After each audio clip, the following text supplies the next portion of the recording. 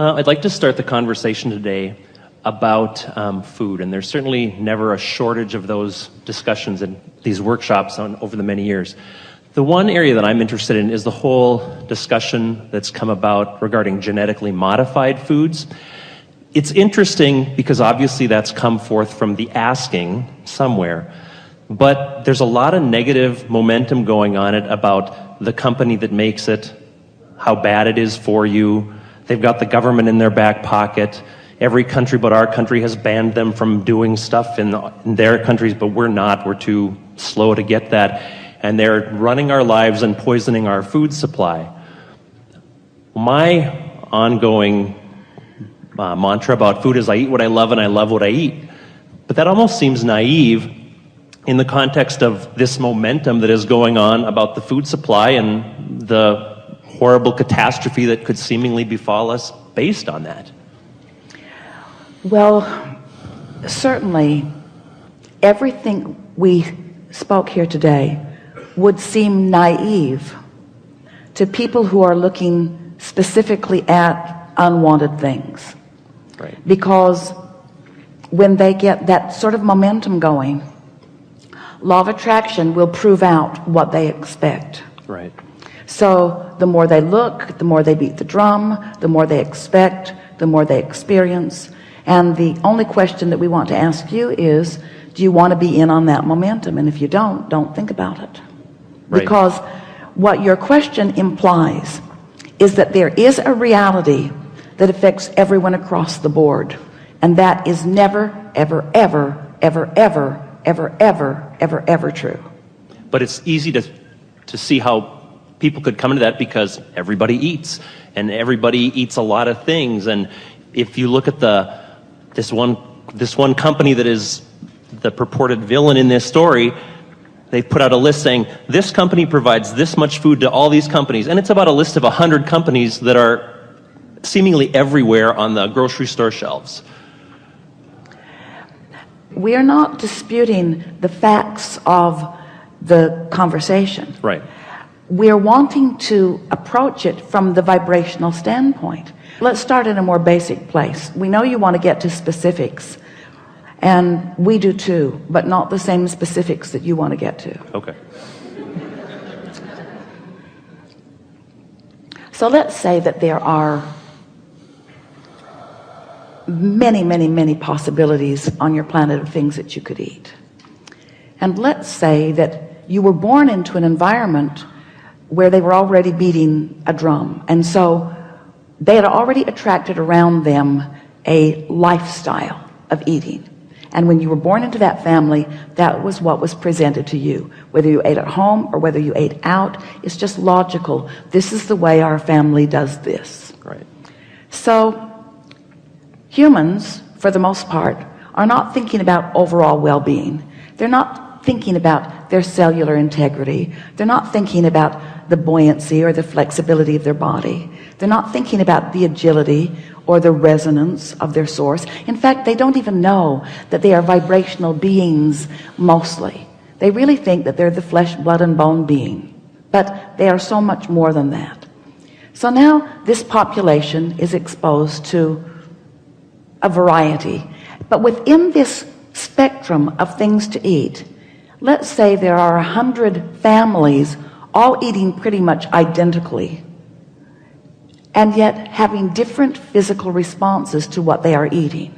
Right. Because there are other factors involved other than what they are eating. There's a vibrational factor. There is a cellular factor. The cellular and vibrational being very tied together. In other words, we're first wanting to make the point that just because something is for someone, it doesn't mean that it is for someone else. Now let's step into a bigger part of this picture. So here you are in a world that really believes something that we are really wanting to free you from. And what this world really believes is that there are good things, good foods, and bad things, bad foods, and every other subject in the world. That there are wanted and unwanted, that there are good things and bad things. And most of the human species believes that the way to live the perfect life is to figure out which is which, and you argue about that endlessly on every subject in the world. sort it into piles, come to some agreement, which you never, ever, ever, ever, ever, ever do. But theoretically, let's sort it into piles.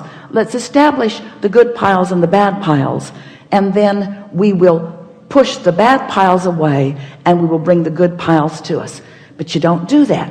You bring the good piles to you and you bring the bad piles to you, because whatever you give your attention to, you form a vibrational relationship with, so much so that even the most deliberate eater, with the most utmost scrutiny about what they are selecting, actually selects the very things they do not want in their constant beating the drum of, I don't want that, I don't want that, I don't want that.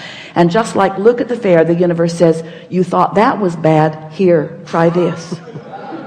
At one point, Esther was looking at Luke and he was hanging his head. He was in such discomfort.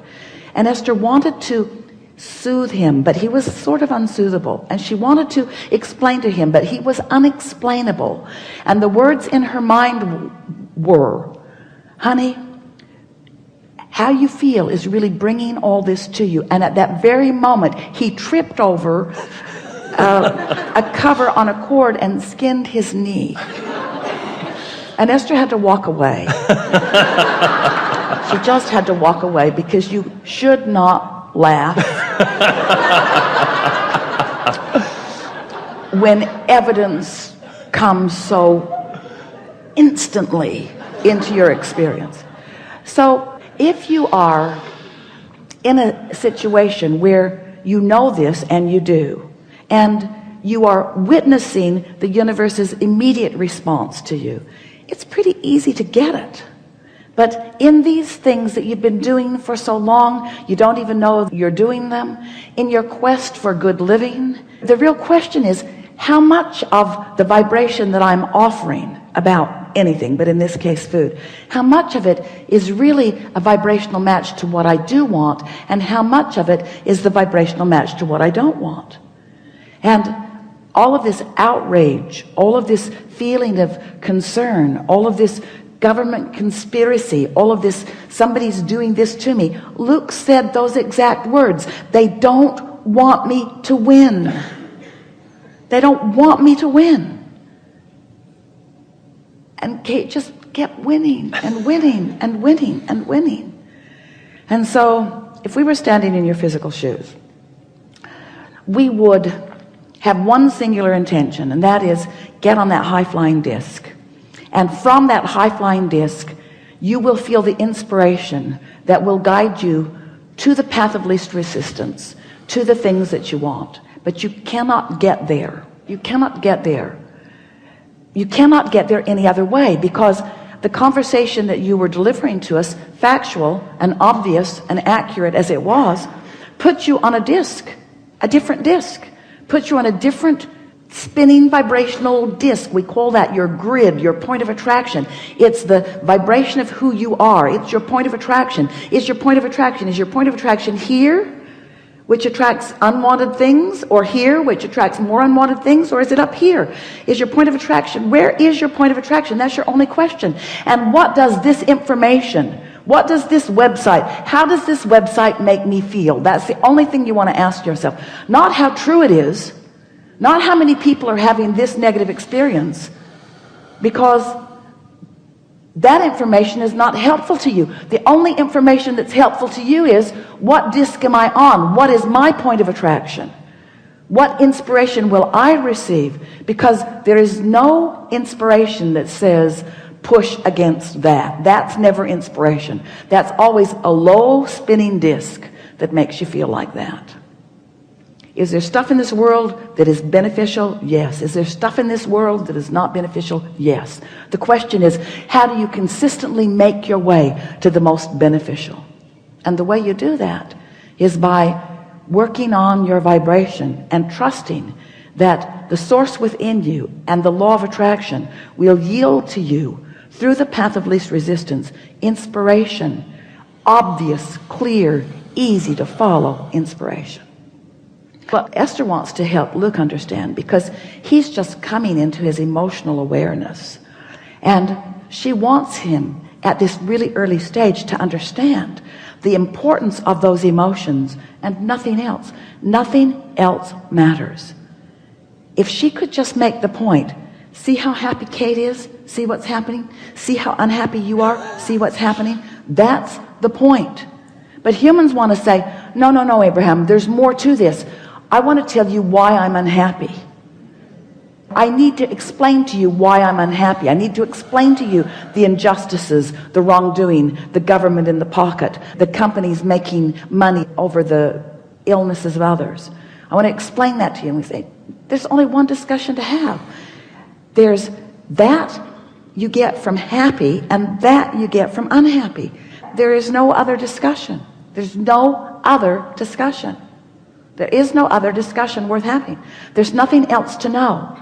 The only thing you got to figure out is how you feel and how you can feel even better, and what to do when you feel good, keep it going, and what to do when you don't feel good, take a nap. That's it.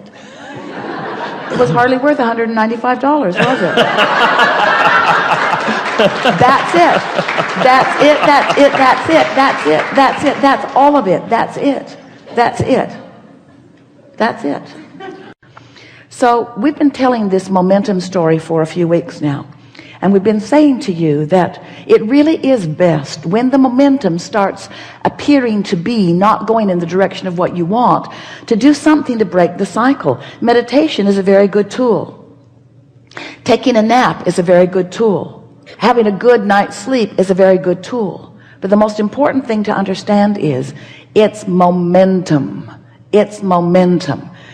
You're in San Francisco, you're standing at the top of one of those hills, you've got your car out of gear and there's no parking brake, and it's perched right on the hill, and you just nudge it a little from behind and the momentum begins. But you come to your senses early on because you can foresee what's about to happen in this case, wise ones that you are. So you just step out in front of your car and you let it bump up against you, and you don't allow the momentum to get going too far or too fast, and it doesn't, and all is well.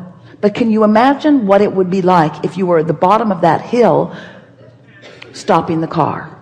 That momentum would give you a different experience, wouldn't it?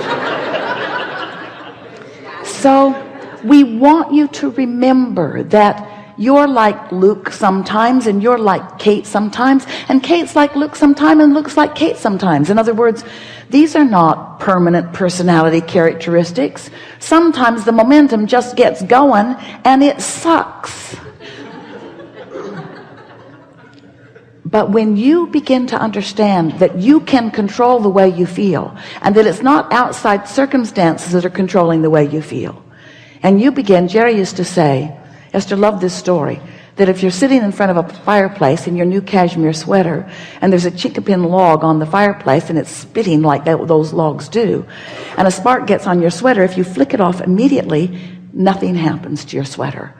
But if it lands on your sweater and you say, well, damn, look at that.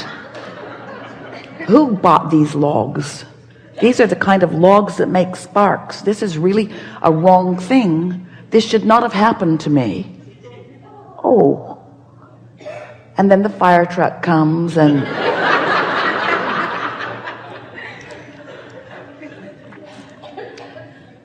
we're eager to talk with you about anything that matters to you. You're going to notice that we are not eager to talk you out of your negative momentum, because it's sort of futile.